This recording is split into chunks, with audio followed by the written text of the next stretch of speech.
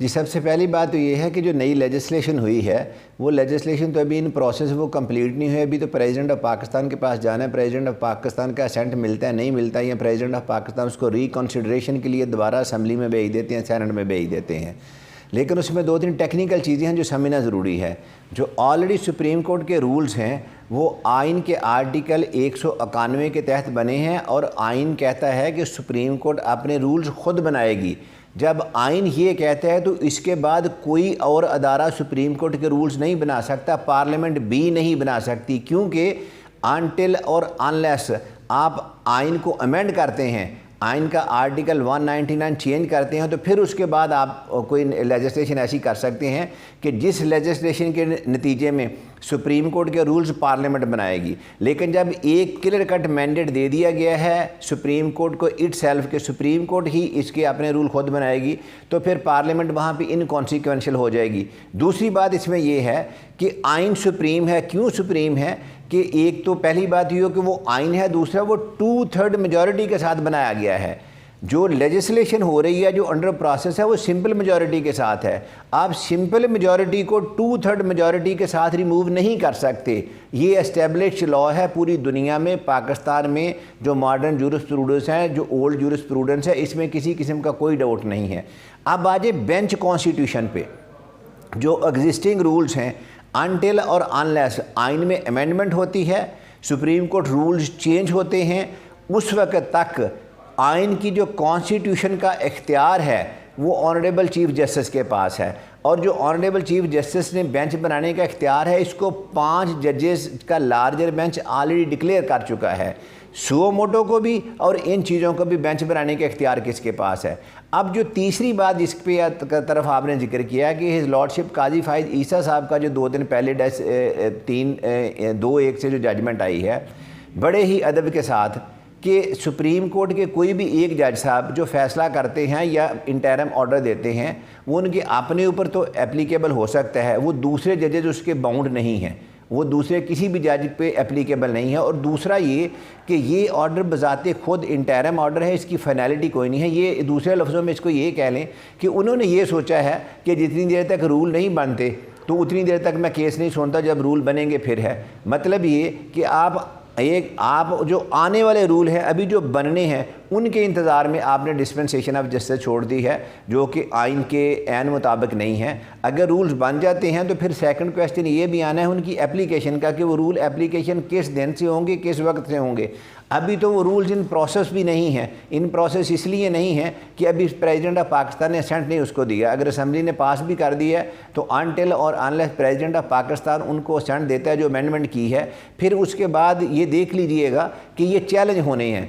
जब आर्टिकल 199 के इसका कंट्राडिक्शन आएगा तो आर्टिकल 199 कॉन्स्टिट्यूशन का प्रिवेल करेगा और कुछ नहीं हो सकता। फिर आ गया अब जो लेटेस्ट लिटिगेशन चल रही है, एक कंटेम्प्ट पिटीशन चल रही है, दूसरा जो उनका इलेक्शन कमीशन ने इलेक्शन पोस्टपोन किया उसको चैलेंज किया। ये 2 लिटिगेशन चल रही हैं। इसके लिए टोटली एक नया बेंच कॉन्स्टिट्यूट हुआ है जो 5 मेंबर बेंच था। फिर उसमें सब्सिक्वेंटली काजी अमीन साहब ने उससे रिक्यूज़ किया, वो निकल गए।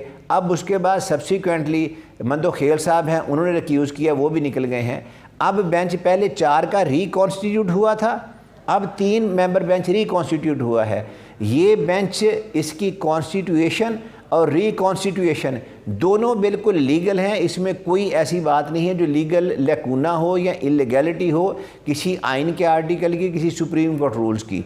और जब जो भी जजमेंट आती है ऑनरेबल इस 3 मेंबर बेंच की, तो वो जजमेंट इसी तरह ही एप्लीकेबल है जिस तरह और दूसरी सैकड़ों हज़ारों जजमेंट्स एप्लीकेबल हैं।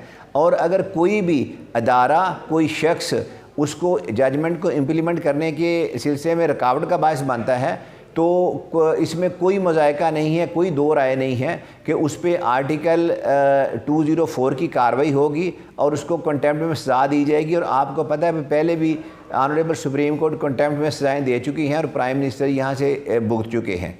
सो इस हवाले से प्रेजेंटली आइन बिल्कुल क्लियर है। जो 90 दिन का पहले 30 अप्रैल का हुक्म हुआ था, फिर इसको इलेक्शन कमीशन ने आगे कर दिया, उसके ऊपर सुप्रीम कोर्ट क्या मतलब आइन क्या कहता है उसको? देखिए, आइन तो 224 बिल्कुल क्लियर है। वो कहता है कि interim setup can exist only 90 days. 90 days जिस दिन पूरे होंगे इंटरम सेटअप आगे नहीं जा सकता। ये मैं नहीं कहता, ये आइन का आर्टिकल 224 कह रहा है।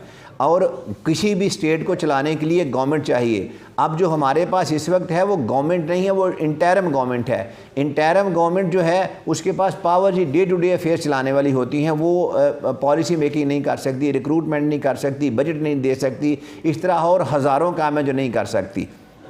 अब जहाँ तक बात है इलेक्शन की, तो इलेक्शन करवाना इलेक्शन कमीशन का काम है। अगर वो फेल होती है तो लामहाला सुप्रीम कोर्ट के पास कोई ऑप्शन नहीं होगी मासवाए इसके कि जो चीफ़ इलेक्शन कमिश्नर हैं और जो मेंबर्स हैं उनको कंटेम्प्ट प्रोसीडिंग्स में उनके ख़िलाफ़ कार्रवाई की जाए, उनको डिस्क्वालीफाई किया जाए और वहाँ कोई किसी भी औरों को अपॉइंट करके तो इलेक्शन करवाया जाए। जहाँ तक 90 दिन की बात है तो उसमें ऑनरेबल सुप्रीम कोर्ट ने जो लैटीट्यूड दिया था वो लैटीट्यूड अब ख़त्म हो गया है। अब ज़रूरी नहीं है कि वह ऑनरेबल सुप्रीम कोर्ट उसी जो पहली अपनी जजमेंट थी उसको फॉलो करे। ऑनरेबल सुप्रीम कोर्ट की ये कह सकती है कि इतने दिनों में इलेक्शन कराए जाएँ और उतने दिनों में इलेक्शन होंगे, इसमें कोई एफियाँ बाट नहीं है। जो पहली जजमेंट का पैराग्राफ 14 है जिसमें यह कहा गया था कि कोई भी अप्रॉप्रिएट टाइम देख लें।